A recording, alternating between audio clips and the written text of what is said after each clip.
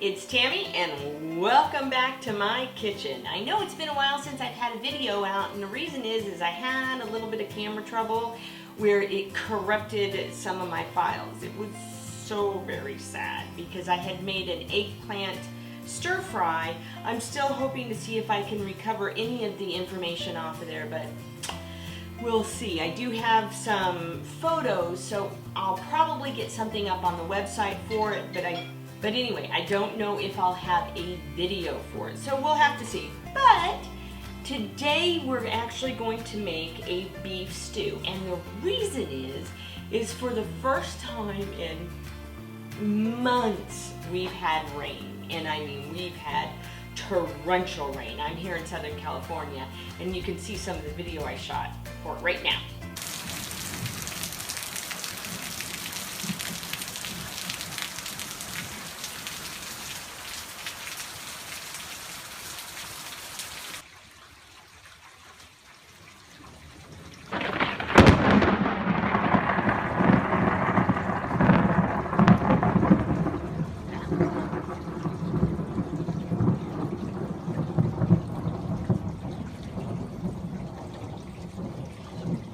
How'd you like that? I mean, it was a crazy storm. We normally don't get big thunder and lightning storms like you guys see in the Mideast.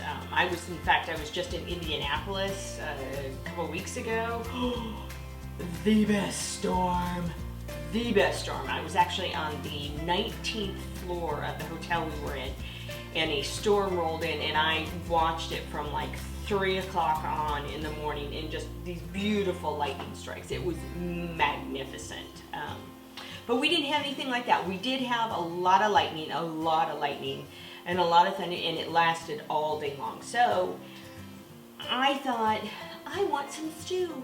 I want some stew, or I want some soup. I wanted something, and not that it was cold, it really wasn't. I think the coldest it ever got was 65 degrees, but I wanted stew. So I made stew.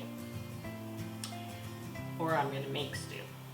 I made stew, I make stew, I have made stew, something like that. But this is a Dutch oven stew. It doesn't have to be a Dutch oven. Now, I am going to cook mine in a Dutch oven. Dutch ovens are very heavy, and they can go directly into your oven. It doesn't have to be made that way. You can make this on the stove top. I just call this a soup pot. You'll just have to keep an eye on it. It does need a cover though. To make this, you should have a cover on it because you don't want it to lose too much. You do want it to reduce down some, but you don't want it to reduce too much. Now, with that being said, I like my stews very, very thick. I grew up with that, what was it called? Dinty Moore stew, beef stew? Is that what it's called? Is it still around? Where it was very thick, and I still love my stews that way.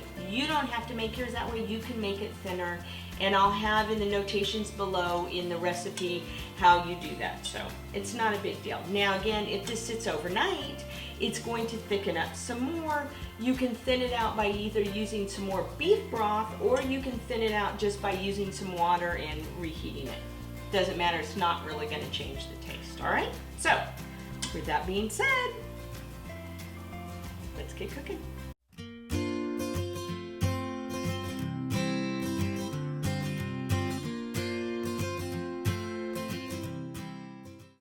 The great thing about making stews or soups is you can cook everything in the same pot. So just go ahead and rough chop up your carrots, rough chop up your potatoes, just don't make them too small. Same with your onions, I do the same thing.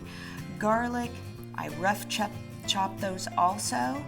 And then I do the same with the meat because I don't want the meat too big. I want it more bite size.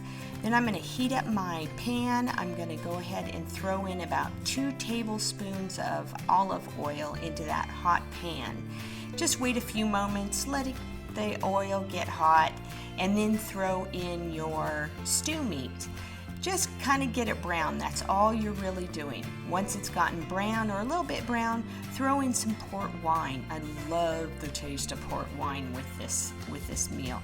And really, it's a couple of tablespoons of port wine. It's not a lot.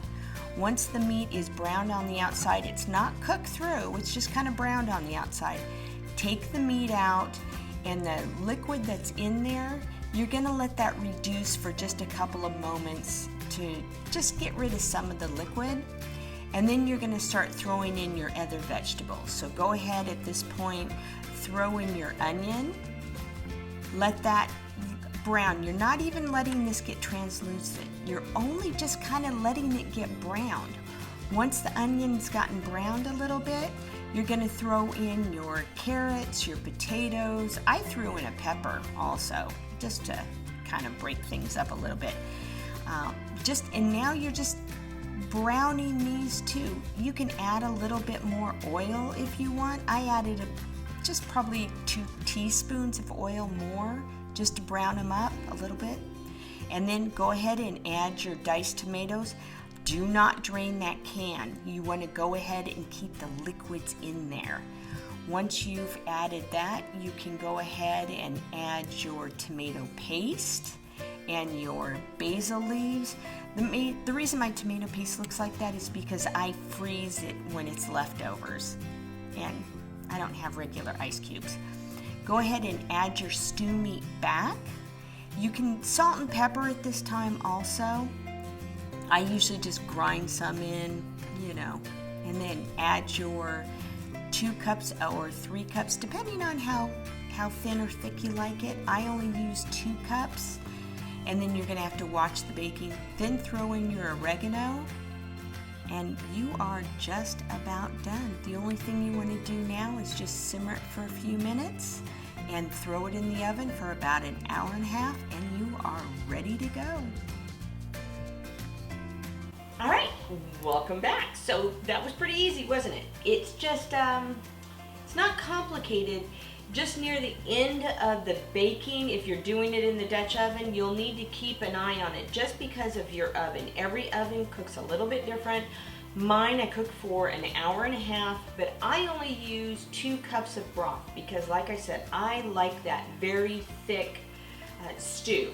If you like a thinner stew, you just use more broth, and if you need to thicken it up at the end because you're like, oh, well, it's too watery, what you can do is melt some butter, add some cornstarch to it, whip it up so it's nice and smooth, add that to it, throw it back onto the stove for like 30 minutes.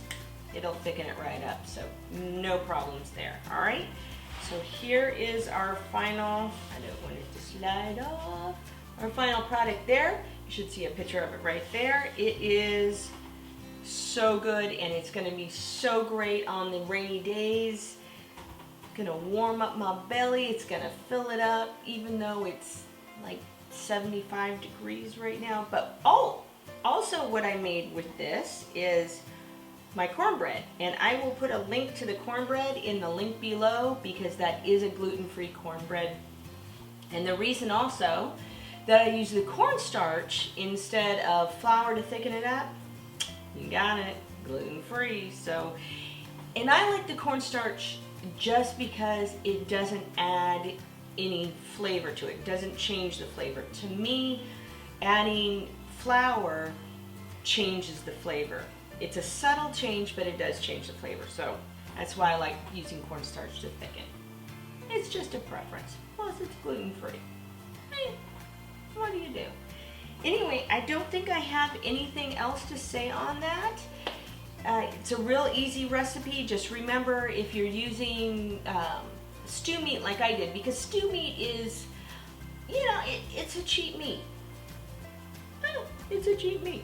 So that's one of the reasons you're cooking this for so long and cooking it kind of slow, is because that tough meat is going to get very, very tender.